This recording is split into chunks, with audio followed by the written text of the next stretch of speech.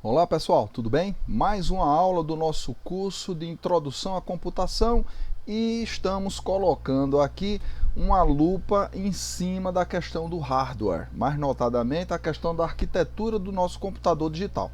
Então você tem aqui a arquitetura padrão, a chamada arquitetura de von Neumann, você lembra, foi o cientista do projeto do ENIAC, né, na Universidade da Pensilvânia, e que estruturou o computador como nós conhecemos hoje, né? Então você tem aqui a unidade central de processamento, você tem os dispositivos de entrada e saída e a memória e o conceito do programa armazenado proposto por von Neumann, né?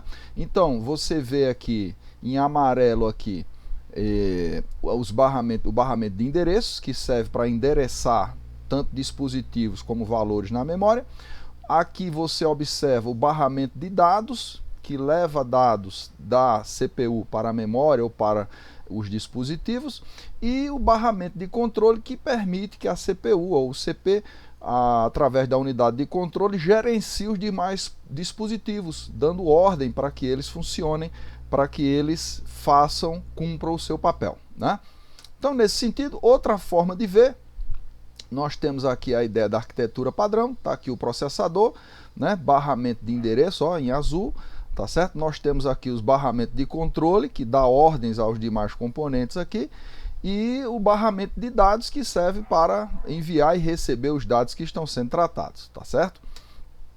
Então, um pequeno resumo, mais ou menos você já tem uma ideia disso, a gente já falou, né?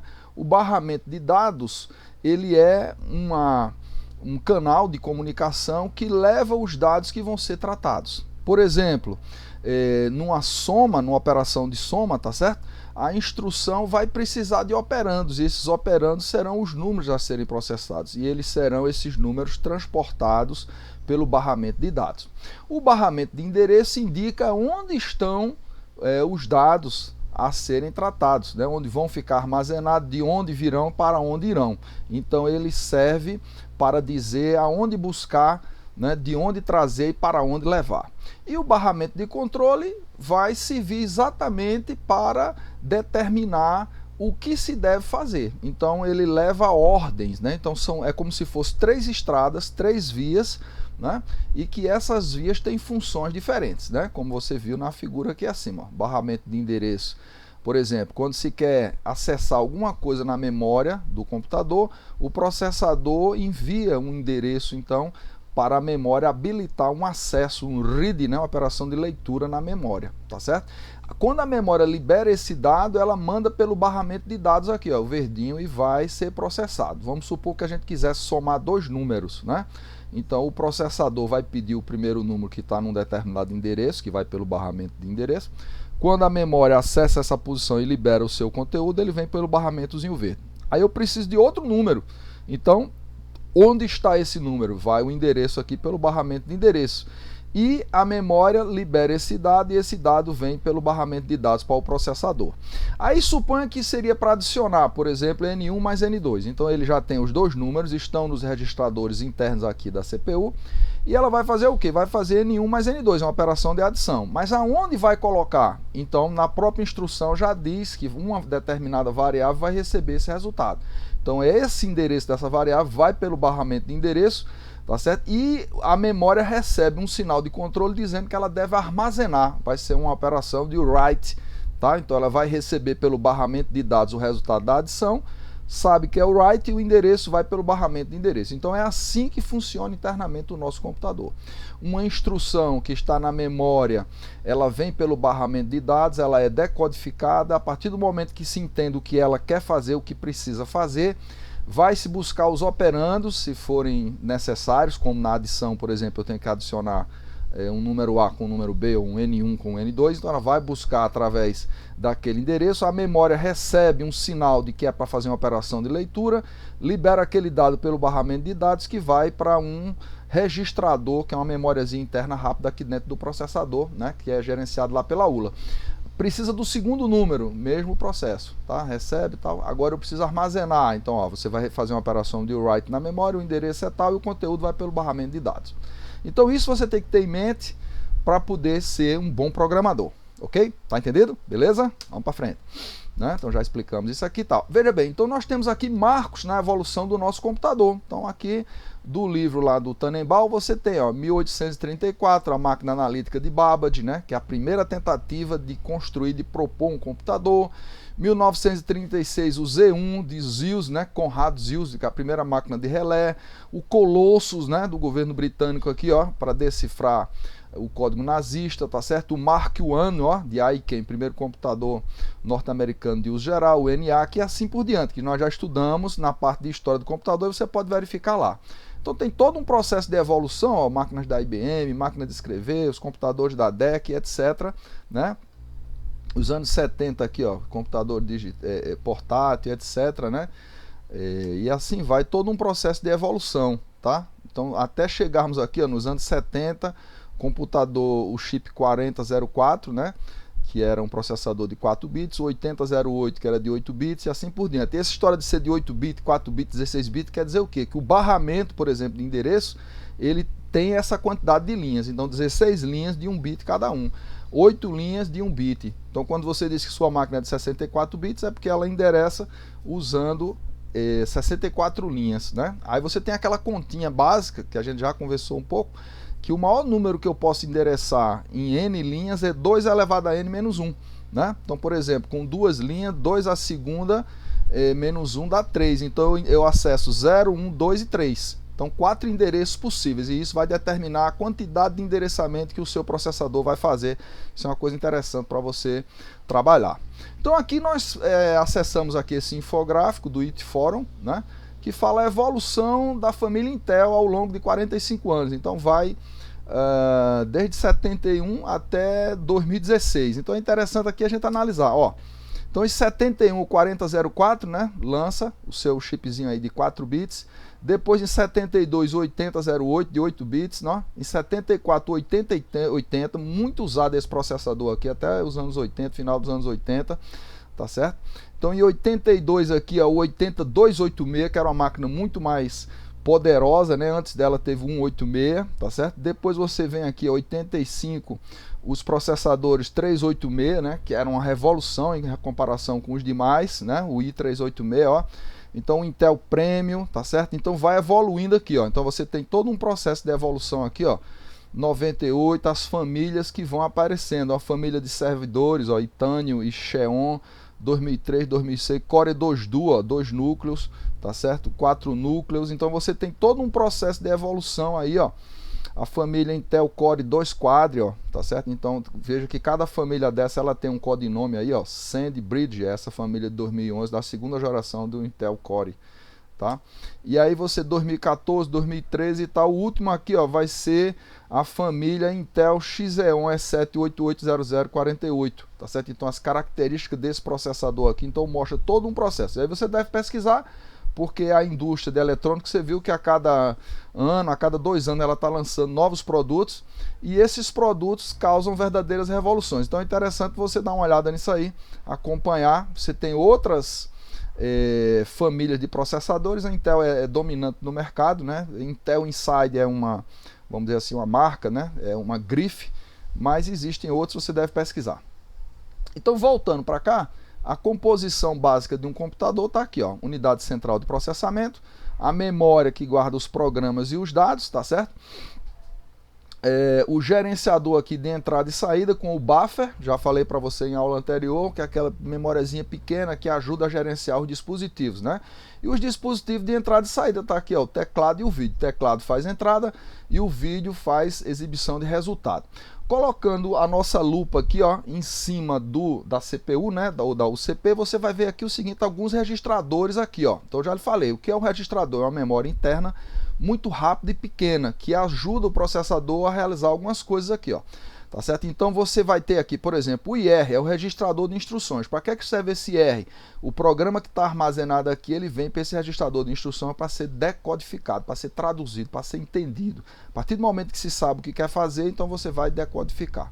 O PC é outro registrador aqui, ó, especial, quer dizer Program Counter. Ele vai apontar para a área de programa na memória a próxima instrução a ser executada. Então sempre vai fazer esse endereçamento o PC. Quando é um programa sequencial, ele vai está incrementando de 1 em 1. Quando termina a execução, ele já está com sempre mais um apontando para o próximo endereço lá. Você tem aqui o acumulador, que é para fazer as operações aritméticas, né? A unidade lógica aritmética, o registrador de dados e o registrador de endereço, que vai servir para quê? O de endereço vai levar ou receber endereços que vão ser endereçados na memória, né? Através do barramento de endereço, e o de dados que vai receber dados ou vai mandar dados para os demais componentes dessa estrutura aqui, tá certo? Então aqui não está explícito o barramento de controle, né? Que a gente viu naquela outra figura lá, mas que gerencia a memória, os dispositivos de entrada e saída e os demais componentes. Então a unidade de controle é essa verdadeira gerente. O ULA faz operações aritméticas e lógicas, como você viu. E a memória armazena programas e dados, tá certo? Então essa aqui é a arquitetura de von Neumann, que até hoje vamos dizer, dominante, é a que está ainda dominando o mercado. Então nós temos aqui a ideia de uma placa-mãe, tá certo? Onde você tem aqui, ó, o slot do processador, você tem aqui, ó, os slots para colocar a memória aqui, ó, uma DDR, você tem aqui, ó, slots de expansão aqui, ó, PCI, tá? Você tem aqui outros componentes que fazem parte dessa placa-mãe, que é, vamos dizer, o dispositivo que recebe os demais componentes, uma placa de vídeo, recebe uma placa de rede, recebe o processador, recebe memória, né, as conexões para alimentação e tudo. A gente vai ter um vídeo específico sobre placa-mãe em seguida. Então, só recapitulando, a unidade central de processamento tem a unidade de controle, que é um gerente. A unidade lógica aritmética, que faz operações aritméticas e lógicas. Os registradores, que fazem o quê? São, como você viu, o PC para conter a próxima instrução, o acumulador para fazer operações aritméticas, o registrador de instruções, né? Então você vai ter esses barramentos especiais que ajudam a CPU a executar as suas funções. E um sistema de comunicação, barramentos internos que interligam os componentes da UCP e barramentos externos que conectam com a memória e com os periféricos, os dispositivos de entrada e saída, tá certo? Então tá aqui um modelo assim mais em termos eletrônico, tá certo? Mostrando aqui como está organizada essa unidade central de processamento aqui, ó. Eu tenho a ULA, né? Ela vai se comunicar aqui, ó, vai acessar os registradores para poder fazer as operações aritméticas, tá certo? Eu tenho aqui o contador de instruções, ou Program Counter, que é um registrador, tá certo? Tá aqui a unidade de controle, ela tem um relógio que controla a frequência, né? Meu computador é de tantos megahertz, meu computador é de tantos gigahertz, né? E ela tem aqui, ó, o registrador de instruções, como nós falamos, e o decodificador. Então ele traduz, né? Cada computador tem um conjunto de instruções, de microoperações, e que um programa que está armazenado na memória, ele vai estar aqui, ó, na sua memória aqui, ele vai conter esses códigos. Então quando vem para cá, a unidade de controle já vai saber o que tem que fazer, e ela dispara ordens específicas para desempenhar uma função, por exemplo, de entrada de dados, uma função de escrita de dados na saída, um cálculo matemático ou o endereçamento de alguma coisa lá. Então nós temos aqui, ó, o registrador de dados, registrador de endereço, tá certo?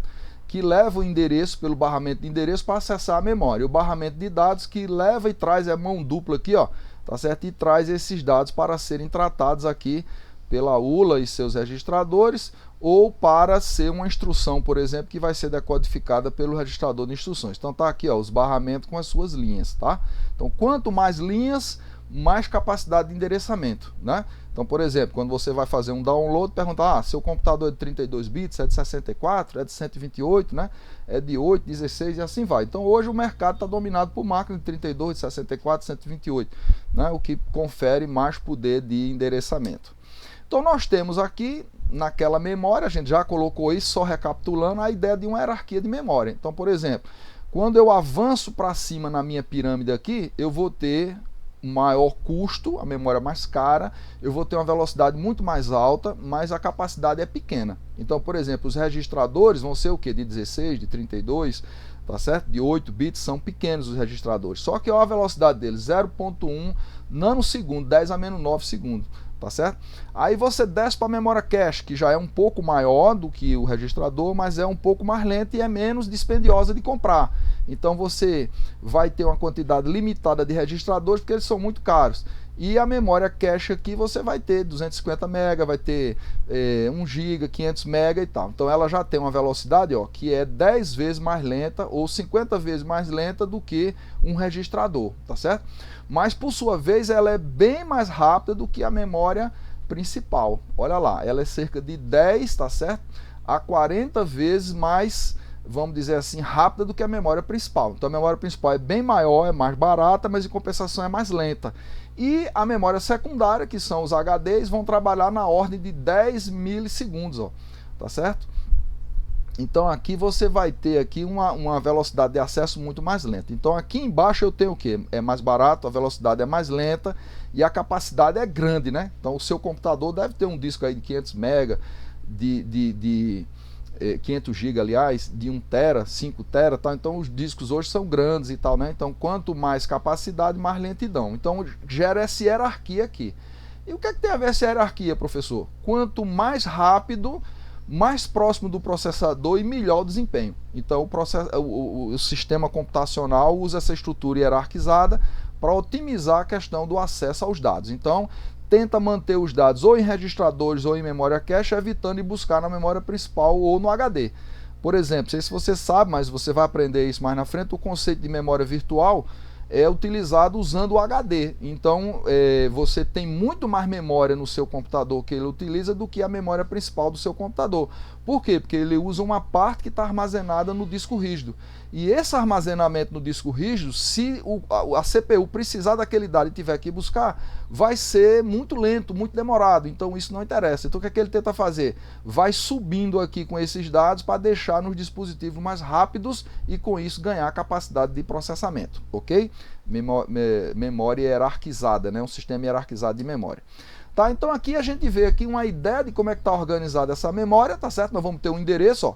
Esse endereço aqui vai depender da quantidade de células de memória que tem na sua memória, e cada célula de memória vai ter um conteúdo aqui, ó, tá certo? Ó, vai ter um conteúdo e tal. Então vai depender de como está organizado. Então esse circuito normalmente eles estão assim, ó, como você observa aqui, ó, tá certo? Ó, você tem aqui um projeto de um computador, ele tem duas memórias de 64K, né? 65.535 posições, e elas são acessadas através de linhas de 8 bits aqui, ó, tá certo? Então uma linha de 8 bits, outra linha de 8 bits. Então ele endereça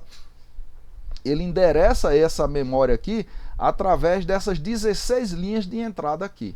Então você vai ter um chip select aqui, ó. Se for 0, habilita esse aqui, tá certo? Se for 1, habilita aquele outro lá. Então você faz a seleção. E aqui a operação, ó, se é read ou se é write. Então eu não posso fazer numa mesma célula a mesma operação, ou operações diferentes.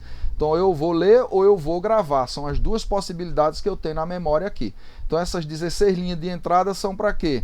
Para você poder endereçar uma célula de memória aqui nessa estrutura aqui. Então 2 elevado a 16 dá 64K. Tá certo? Então é mais ou menos assim que é feito o projeto de uma máquina dessa aqui. No caso são 2 chips que são endereçados com 2 linhas de 8 bits. Então essas memórias a gente já falou, só recapitulando também, elas podem ser RAM, né, que significa Random Access Memory, é uma memória de acesso aleatório. O que significa isso? Qualquer posição dessa memória ela é acessada no mesmo tempo, né, no mesmo intervalo de tempo. Essa memória, por sua vez, ela é dita ser volátil, né, o que significa isso? Significa que ela, quando você desliga o computador, ela se perde, né? Então isso aqui é a RAM de uma maneira geral. Essa RAM ela pode ser estática, que é conhecida como SRAM, que é usada para cache. Ela é baseada num componente chamado de flip-flop, e o conteúdo persiste enquanto o circuito estiver alimentado. Então, quais são as características dela? Ela é mais rápida, ela é mais cara, ela consome mais energia, ela tem um tamanho maior, tá certo? Então, essa memória aqui, normalmente elas usam um tamanho maior do que os registradores, mas em compensação é bem menor do que a RAM. Então, ela é usada para memória cache. E a memória DRAM, tá certo? Ela é baseada em capacitores. A carga dela deve ser restaurada periodicamente em uma operação chamada refreshing, o que torna o uso desse tipo de memória um custo adicional em termos de tempo, tá certo? E ela é mais lenta, tá certo? Mas ela é menor em tamanho, tá certo? Então o que é que acontece aqui? Ela é usada para memória principal, né? São as DRAMs. Aí veja bem, as memórias somente de leitura, nós vamos ter a ROM, que é Read Only Memory, é usado para guardar informações e gravada pelos fabricantes, né? Por exemplo, algumas rotinas do seu computador, como inicialização, sistema básico de entrada e saída, né, estão gravadas nesse tipo de memória. A PROM aqui é a Programmable ROM, é uma ROM para projetos, tá certo? É feito em pequena quantidade, normalmente para projetos específicos ligados ao hardware. A EEPROM, que é apagada com luz ultravioleta, que é Erasable PROM, e a EEPROM, que é apagada de forma elétrica e ela pode ser apagada mais de uma vez. A ROM Flash, tá certo, que é derivada da EEPROM, é uma memória que está se expandindo e substituindo, por exemplo, os HDs utilizados em máquinas fotográficas, em celulares e outros dispositivos.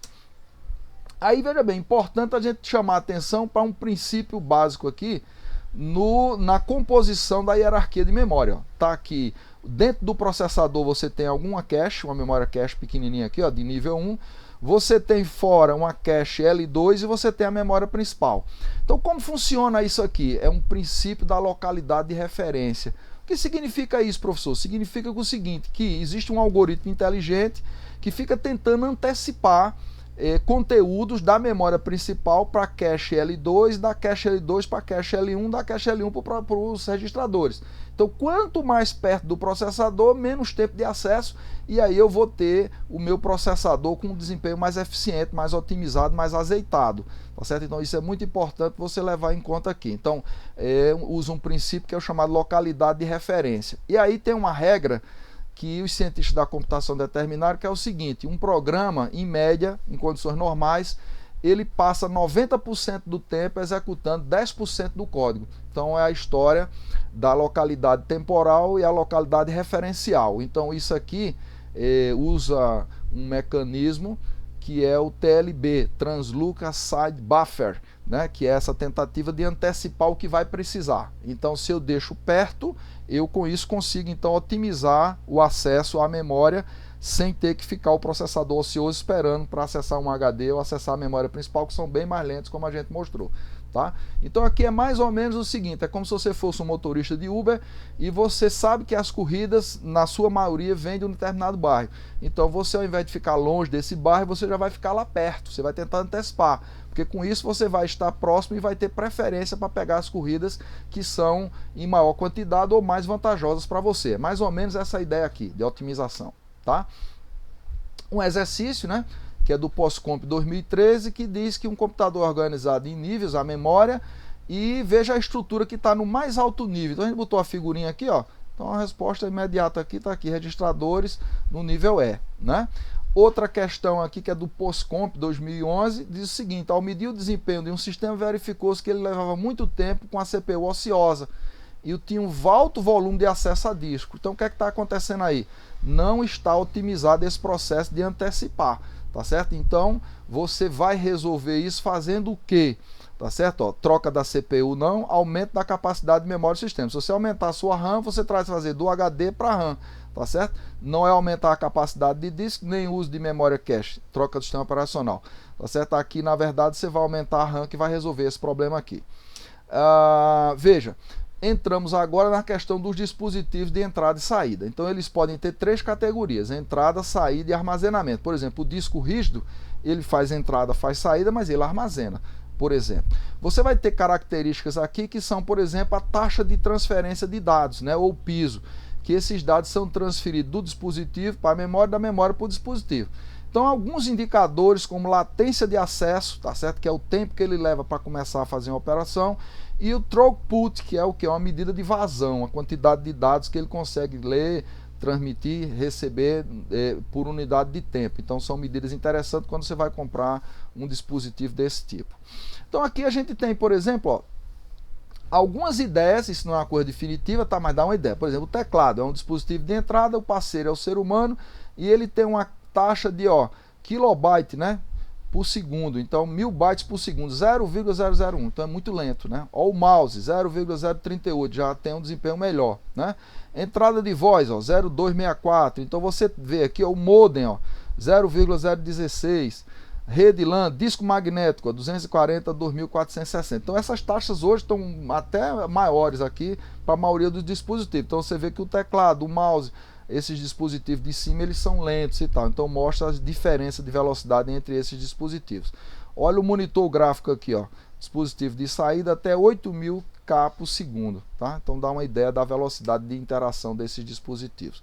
Aqui é interessante para você ter uma ideia como funciona, por exemplo, uma operação de saída, por exemplo. Você tem o início da leitura da memória principal, tá certo? Então você vai pegar dados que estão na memória principal e tentar gravar esses dados no dispositivo de saída, né? Então você tem as linhas de controle aqui, ó. Você vai habilitar a memória a liberar determinados dados que estão armazenados num local, num endereço, vai pedir isso pelo barramento de endereço, e ela vai liberar pelo barramento de dados aqui, esses dados, ó. Então esses dados vão por esse barramento e, veja bem, o processador ele vai acionar aqui, através do barramento de controle, os dispositivos para cumprir com suas funções, né? Então ele diz a memória para enviar, para liberar pelo barramento de dados, e diz ao HD para receber aqui, ó. Então ele vem recebendo e vai fazer o armazenamento desse dado aqui, tudo gerenciado pelo processador. Então mais ou menos assim que funciona, tá? Então esse barramento aí é um caminho, tá certo? Que permite a comunicação. A gente já falou aqui, ele pode ser um barramento de endereço para endereçar, barramento de dados para levar ou trazer dados, e um barramento de controle para mandar ordens para os demais dispositivos, aqui a CPU, através da unidade de controle, gerenciar os demais componentes. Aí aqui a gente vê que eles têm linhas, tá certo? Ó, então se você colocar uma lupa aqui, ó, em cima de um barramento desse, ele vai ter uns fiozinhos individuais aqui que vai permitir essa comunicação, tá certo? Então tá aqui mostrando o processador, memória cache, memória principal, dispositivo de entrada e saída e os barramentos aqui, ó, tá? Então você vai ter, meu barramento é de 32 bits, que significa? Eu tenho 32 canais de 1 bit cada um, né? Meu barramento é de 64, então eu vou ter 64 linhas, onde cada uma leva um sinal, leva um bit em paralelo em relação aos outros aí, né? Aqui a gente colocou alguns dados, por exemplo, barramento PCI, ó, clock de 33 MHz, número de bits 32.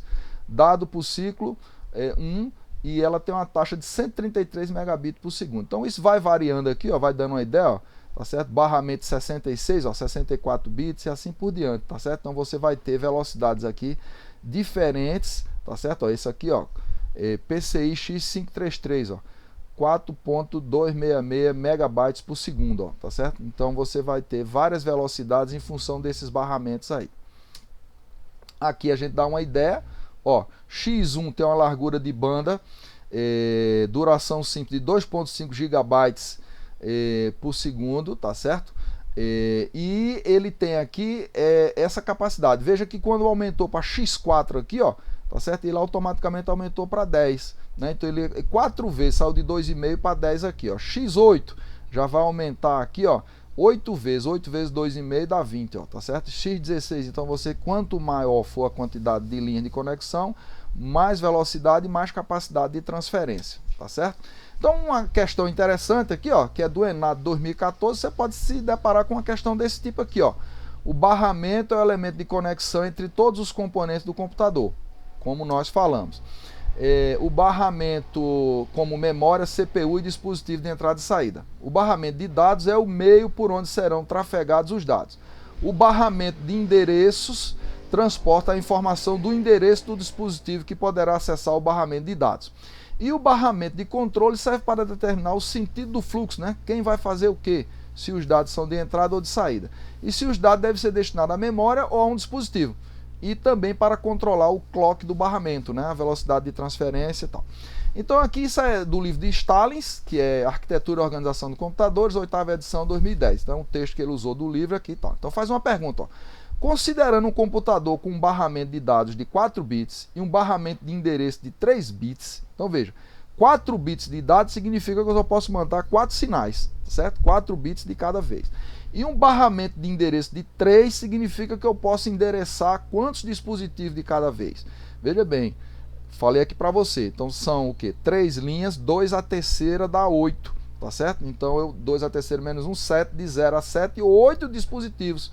Então eu posso endereçar tanto célula de memória quanto dispositivo, 8, tá certo? Então vai ser aqui a resposta, letra E, 8 e 8, tá? Então a questão, se você sabe, você desenrola bem. tá?